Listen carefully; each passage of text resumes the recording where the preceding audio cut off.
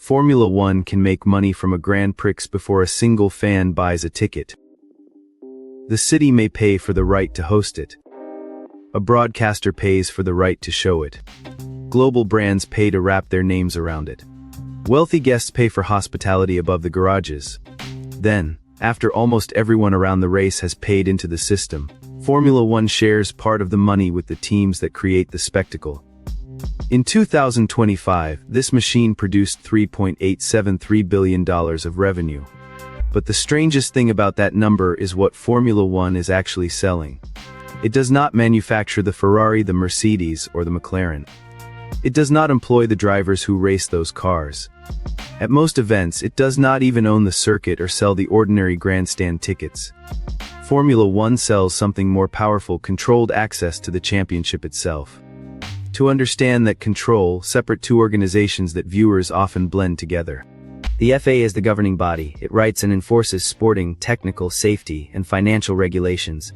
Formula One management, owned by Liberty Media, controls the commercial side. It packages the championship, negotiates with race promoters, sells media rights, signs sponsors, produces the world television feed, operates hospitality, and develops the Formula One brand. Think of the championship as a scarce platform with only a limited number of weekends. In 2025 there were 24 Grand Prix. Each weekend brought the same ingredients into one place: teams, drivers, sponsors, broadcasters, governments, celebrities, and millions of viewers. Formula One could sell different forms of access to each group without selling the same product twice. The annual report divides the money into 4 engines. Media rights supplied 31.3% of 2025 revenue. Race promotion supplied 26.7%. Sponsorship supplied 21.7%. Everything else, including hospitality, freight, licensing, support races, and other activities, supplied the remaining 20.3%. That is why describing Formula One as a racing series misses the business. It is a rights company, a media producer, a traveling hospitality operation, and a global advertising platform built around 24 moments of extreme attention.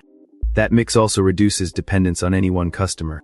A weak ticket market at one promoter run event does not erase broadcast contracts across dozens of territories. One sponsor leaving does not shut down hosting revenue. One race ending does not stop subscriptions, licensing, or negotiations for the next season. The calendar renews the product every year, while long-term agreements make much of the income more predictable. The cars are still essential. Without the competition, there is nothing to sell. But the commercial company does not need to bear the full cost of designing and building them. The teams invest enormous sums to compete. Race promoters prepare the venues. Broadcasters distribute the pictures. Sponsors fund visibility. Formula One stands in the center, coordinates the championship, and charges for access to a product that all of those partners help create. That structure also explains why the sport can grow without simply adding more races forever. A larger audience makes broadcast rights more valuable. Better broadcasts make sponsorship more attractive. Stronger sponsorship and media coverage make hosting a race more desirable. New events bring new audiences, and those audiences feed the next round of contracts. But this flywheel starts with the most counterintuitive customer in the system. Formula One does not always pay a city to bring the show to town. In many cases, the circuit organizer or government pays Formula One.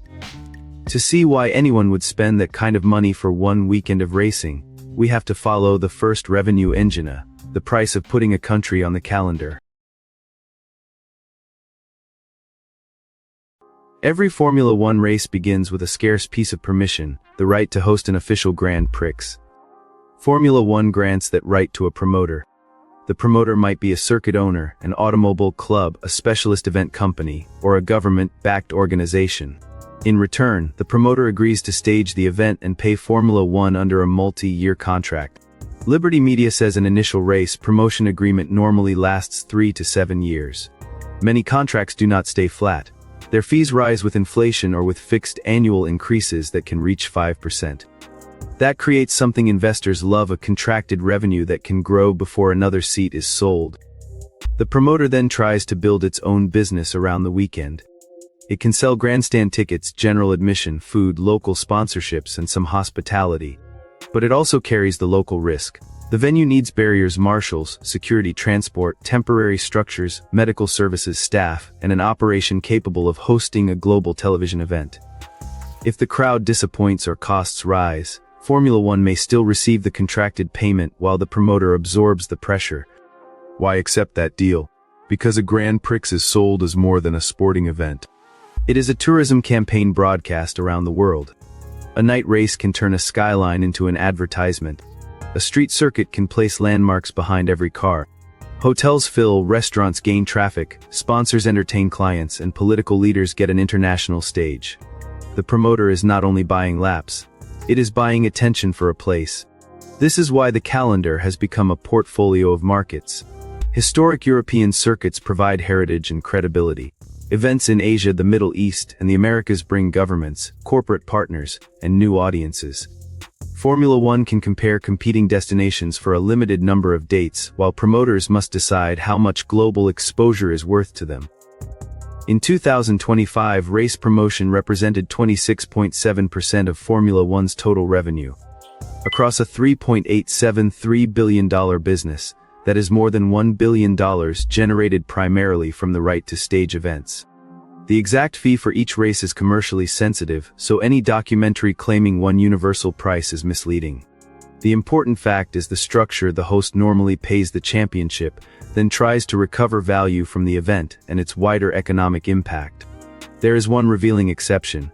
Las Vegas was the only race Formula One directly promoted in 2025. Instead of collecting only a hosting payment from an outside organizer, Formula One took responsibility for developing and operating the event. That meant it could recognize local ticketing, sponsorship, hospitality, and experience revenue, but it also carried more of the cost and risk. Las Vegas shows both sides of the model. Owning more of an event can capture more upside, but the simpler promoter model lets Formula One collect contracted fees without operating every circuit itself. The calendar therefore works like a chain of temporary local monopolies. For one weekend, each promoter owns the official Formula One event in its territory. Yet the championship remains the scarce asset connecting every stop. 24 events create 24 global broadcasts, hundreds of sponsor appearances, and an entire season of recurring attention. And once the cars arrive, the people in the grandstands are only a fraction of the audience. The far larger crowd is watching through screens around the world. Formula One does not give those pictures away. It sells the same championship territory by territory, language by language, and platform by platform. That second engine is even larger than the hosting business.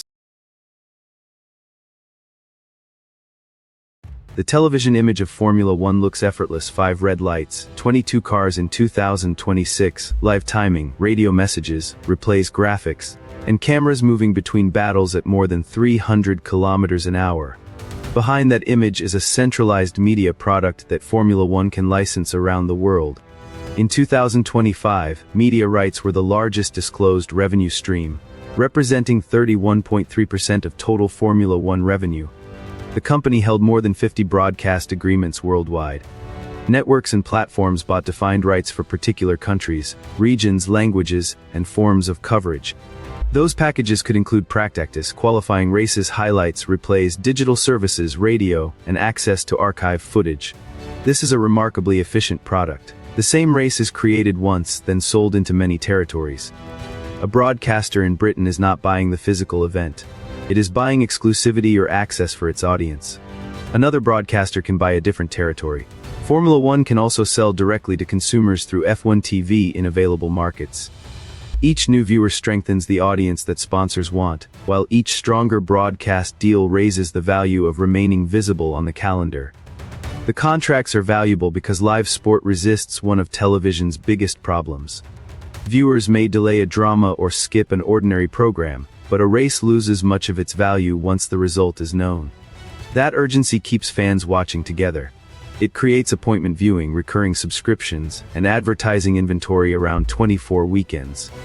Formula One's 2020 filing says media rights revenue increased because of contractual fee increases, continued growth in F1 TV subscriptions, and one-time revenue connected with the Formula One movie. That sentence reveals the expansion strategy. The company can raise value inside existing agreements, build its own direct subscription product, and use entertainment to recruit audiences who may never have watched a full Grand Prix. Then those viewers are sold again, this time as attention. Sponsorship produced 21.7% of Formula One revenue in 2025, up from 18% 2 years earlier. Brands can buy trackside advertising, race title partnerships, global partner status, supplier relationships, and visibility across digital platforms and events. These agreements commonly run 3 to 5 years and often contain annual increases. The attraction is not just the size of the audience. It is the environment around it. Formula One combines advanced technology, danger, precision, luxury, national identity, and famous athletes. An airline can connect itself to global travel. A watchmaker can sell precision. A technology company can present itself as fast and innovative. A financial brand can entertain clients in the paddock. The sport becomes a stage on which sponsors borrow meaning from the competition. This is why the camera view matters commercially. Every barrier, podium backdrop, garage wall, interview area, and digital graphic can carry controlled visibility. Formula One is not merely filming cars with advertisements attached. It is producing a global advertising environment in which the action makes the branding difficult to ignore. Media rights and sponsorship reinforce each other. Better coverage attracts more viewers. More viewers justify higher sponsor prices. Sponsor money improves events and promotion. Stronger events make broadcasters willing to pay more. Formula One can then reinvest in production, direct streaming, social media, and entertainment that expands the audience again. But television and sponsorship still do not explain the last fifth of the business. Around the race sits a more exclusive economy, premium hospitality, freight licensing, support championships, and experiences designed for customers who want more than a seat or a screen. This is where Formula One turns access itself into a luxury product. At a Formula One weekend, the most expensive product may not be the race. It may be proximity. The Paddock Club sells hospitality above the pit lane. Corporate guests receive food, privileged views, and carefully controlled access to the world behind the garages. Formula One also earns from freight services, licensing, support championships, television production, and experiences connected to its events. Together, these other activities supplied 20.3% of 2025 revenue, or roughly 1/5 of the entire business. Freight is a perfect example of turning a problem into a product. The championship moves cars, garage equipment, broadcasting systems, and hospitality infrastructure between continents on a fixed calendar. Formula One helps facilitate the transport of team equipment to events outside Europe and earns revenue from that service. The traveling circus is not only expensive logistics. It is another commercial layer. Licensing extends the brand beyond race weekends. Games, merchandise, archive footage, exhibitions, and other partnerships let Formula One earn from its identity without adding another Grand Prix. Support series such as Formula 2, Formula 3, and F1 Academy create more racing content, develop drivers, fill the event schedule, and add commercial inventory around the main championship. Yet Formula One cannot keep all the money. The teams create the competition, and the commercial system depends on them remaining strong enough to race. In 2025, Formula One paid teams $1.4 billion, excluding certain incentive payments. That was up from $1.266 billion the year before. Team payments rise with the economics of the championship, so growth is shared, even though the exact distribution among teams follows agreements that are far more complicated than simply dividing the money equally. This reveals the balance at the center of the sport. Formula One wants profitable teams, famous drivers, close competition, and recognizable manufacturers because they make every commercial right more valuable. But it also needs control of the calendar, broadcasts, sponsors, and premium access because that central control is what turns races into a coherent global product. The 2026 season expanded that product to 11 teams. Cadillac arrived as a new American entry backed by General Motors and TUG Motorsports. Audi transformed the former Sauber operation into its works team. Their arrival matters beyond the grid. Major manufacturers do not enter only to chase trophies. They enter a global platform that can advertise engineering, technology, and brand identity across markets for an entire season. Now return to the opening question. How did Formula One make $3.873 billion in 2025? Not mainly by selling ordinary tickets. Media companies paid for the pictures. Promoters paid for places on the calendar, sponsors paid for attention, premium guests paid for access, partners paid for licensing and services. The teams supplied the competition, received a large share of the economics, and helped make every other contract more valuable. The genius is that Formula One sells the championship in layers. A host buys location rights, a broadcaster buys territory rights. A sponsor buys association, a guest buys proximity. A fan buys access through a ticket, subscription, game, or product.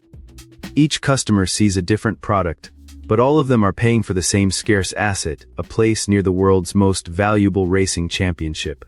That is the durable business lesson.